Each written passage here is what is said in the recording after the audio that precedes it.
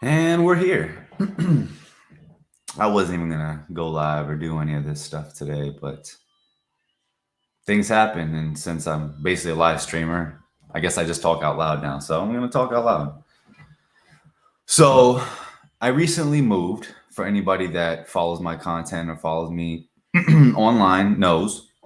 Thank gosh, I have a backyard. Anyway, that's not the point.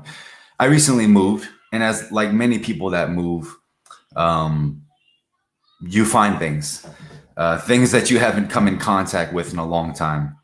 And I will really just get straight to the point. This thing, this stick, um, this stick, I haven't seen in almost 4 years because it was in the back of a closet that I don't go to, and it's just been sitting there accumulating dust.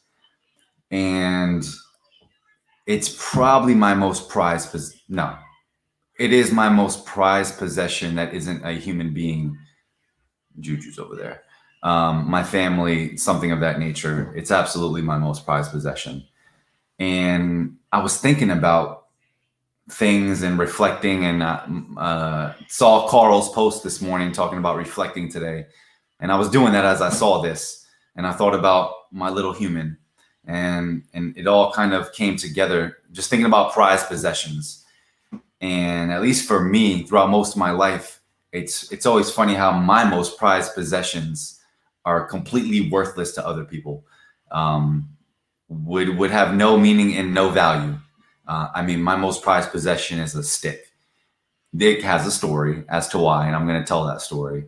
But when I think about passing things down to my sons, I'm going to be sons 1+1 in 2 to 3 weeks. Pray for me.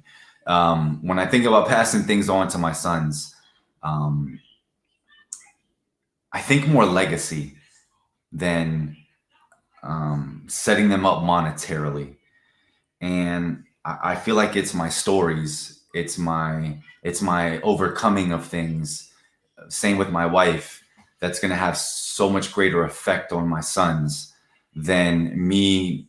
Now that I say this sounds kind of ridiculous. Than me giving them $1 million. That kind of sounds ridiculous. That I would say that this is more valuable than $1 million. Let me tell the story first before you jump down my back. Nobody's here, so I'm just talking to myself, so it's cool. Anyways, here's the story. So this stick is my most prized possession. It's a stick I earned when I was 13 years old, when I was a Boy Scout. I have no idea how they let me in there. I don't know. I think Boy Scout. I remember begging my mom to be a Boy Scout. This says nothing about Boy Scouts, okay? It says a lot about me and my character, okay? Nothing about you. I remember going to the first meeting of Boy Scouts, and I was like, oh, mom, I don't think this is for me. I need to, no. And she was like, no, no, no, no, no, boo. We don't quit. We're not quitters.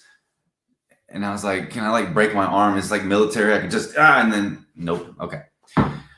But the one thing that I knew in the Boy Scouts is every 6 months they did this really cool thing where they took all the Boy Scouts and they climbed Mount Fuji. Mount Fuji is the largest mountain in Japan. And for a lot of Americans, a lot of tourists, it's the place to go and the mountain to climb. And my mother and father had been talking about doing it forever and ever, and they never did. Sorry, guys. But they'd been talking about doing it, and I was like, you know what? I'm tired of hearing people talk about it. I'm going to do it. It's just a mountain. So anyways, so I stuck with the Boy Scouts for the 5 months. Stuck with the Boy Scouts. I didn't have a choice. What am I talking about? So I had no choice but to stick with the Boy Scouts. Thanks, Mom. For the next 5.5, 6 months. And at the 6-month mark was the day to climb the mountain. Man, I swear I'm like transported back there. So day of, oh my God, I have a picture. Day of, I am wearing gray sweats, a huge, like a double XL, big blue FUBU, FUBU, FUBU, for us, by us, not me. Anyway, FUBU sweatshirt, a turquoise teal Florida Marlins hat. They were Florida at the time. And I just looked all types of a mess. Anyway, that's neither here nor there. That's just what I was wearing. I won't forget it. I don't know what I was doing. Anyways, so we get there. My mother didn't go. I'm with the Boy Scout people. Like she just gave me to them and hoped that everything would be okay. We'll get there. I can faintly remember us grouping up and meeting and talking about how we're all going to be together, and there's certain checkpoints along the way, and how along the way we'll be able to grab food. There's ramen along the way, stops, and it was the best ramen. The sad thing is, the best ramen that you don't know about is on a mountain. I'll tell you about the best bowl of ramen I ever had. We'll get there. So she's talking about the checkpoints. Okay, and so it's time to go. And so each Boy Scout, two Boy Scouts for each adult. And so one adult was with me, and I forget the kid that was with me, but it was us two. And we go.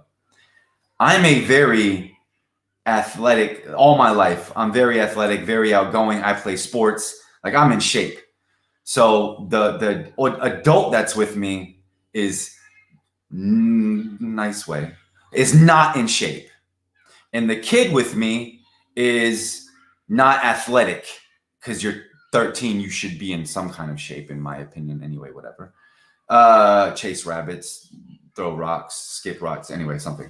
Get out there. Get outside. Get off the controller. Anyways. No, I'm just going. It's not like anybody's here anyway. So we start climbing the mountain. So before I know it, I don't even see them anymore. At some point, I have just completely lapped them on this mountain, and I am at the first major checkpoint. So at every checkpoint, there's places to get food and drinks, of course. There's places to sleep. They got tourist spots, of course, too. They want you to spend money, okay, whatever. So I stay up there for an hour, and they don't show up. And I'm like, well, heck, I'm not finishing this. This is what I stuck together for be prepared, or is it like this? Be prepared, and the motto, and dealing with the Eagle Scouts coming to talk to me and tell me how I'm not enough of a man, but I'm a boy, and man, whatever. So I'm going. So I go. It's probably not smart. So so I just start climbing the mountain, just singularly, and again, I expect to see. I've lapped everybody. So I'm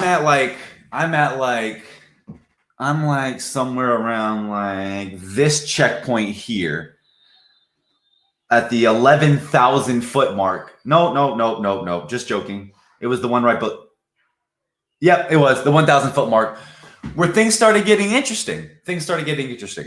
So when I got to that checkpoint, I was like, man, I'm tired, but not body tired, mind tired. I was like, oh my God, I never realized how much of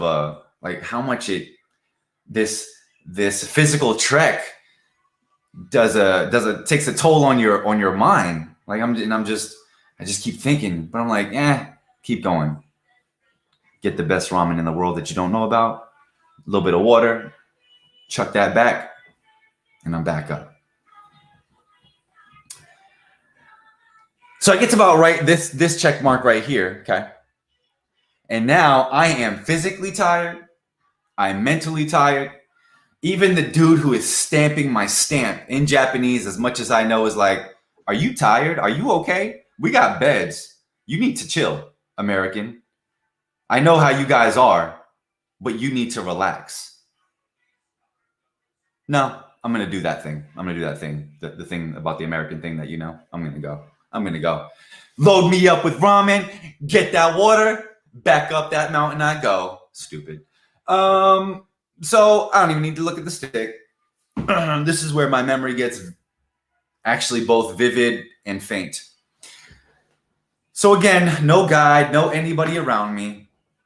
What I forgot didn't like add into the equation at all. I probably need to go closer to this mic. I don't even know if you can hear me. Who cares? What I probably didn't factor into the equation is altitude. And we know what happens at altitude, don't we, guys? Yeah, that's right. That's right. The air gets thinner, less oxygen. Because we're so smart. I can tell you, of course, you're stupid. So that happened. And I don't know where. And it's been a while, so I don't know when exactly. But I just pass out. I just completely pass out. So we start early in the morning because it takes a long time, as you imagine. So if I'm not mistaken, we start somewhere between like 5 and 6 a.m. is when we start this trek, this climb. We weren't climbing, we were walking. We kind of climbed. There's a little bit of climbing. When we started this thing, that took a long time. And at this point, when I knock out, pass out, last marker, it's like 10 a.m. I pass out. I finally get woken up at 1 p.m. 3 hours later. It's a little over 3 hours later. People just let me sleep on a rock. I passed out. I guess I didn't context. I passed out on a rock in the middle of a trail, a huge rock, but a rock nonetheless, in the middle of the trail. And true to a lot of the culture, nobody disturbed me. They just let me be. But I don't even, like, did they shake me? Was I like, hey kid, you alive? I don't know. I hope so. Probably not. I don't know. Here's what I do know. 3 hours later, finally, some of the people from my troop finally caught up. And they shook me and they waked me. And I'm alive. Woo! Thank gosh. Shoot. So that I could actually get that one.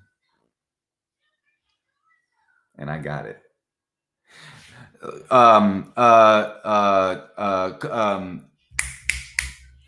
Scoutmaster Dennis, hey, you for trying to make me go back down the mountain, talking about I left people. I didn't leave anybody. Y'all are slow. I just wanted to clear the air. It's been a couple years, but I just wanted to let you know. Now you know. Anyways, most important, I almost died for this. That's probably dramatic, but it sounds good. I almost died for this. I passed out for sure.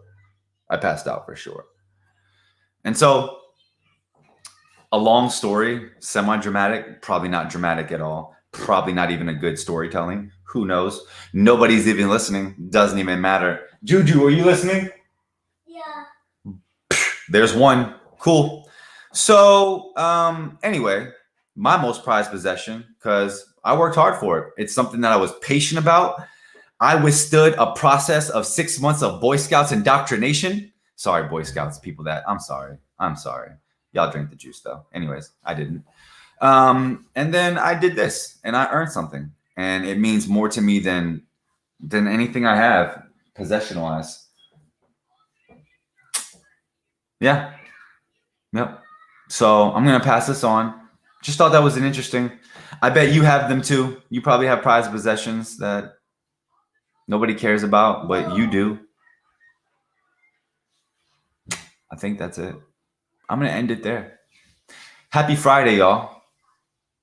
Take care. Have a fantastic weekend. Okay, one more thing, because it's always one more thing with me. Chelsea, Jennifer, you're laughing somewhere. I feel like when I say this now and I say I'm talking to you, I'm actually talking to people. Like 6 months ago, back when I first started, when I was like talking to you, like I didn't feel like I was actually talking to anybody. But now I've met so many of you that I'm actually talking to you. And I'm talking to you because we've talked before. And this character named Kevin. All right, now I need to go. It's under 15 minutes. Oh, that's a win. Kidding me? Anyways, prized possessions, stick, Climbed a mountain, almost died. Best ramen. I forgot to say it. Oh my gosh, I almost left. The best ramen is right here. The best ramen in the world. Okay, ready? It's at 12,395 feet at the top of Mount Fuji. And you're only going to know, well, you know how you're only going to know. Climb the mountain. Go to Japan. You're welcome, Japan. Don't go. Anyway, I'm not even going to go where I was going to go. Bye. I need to end.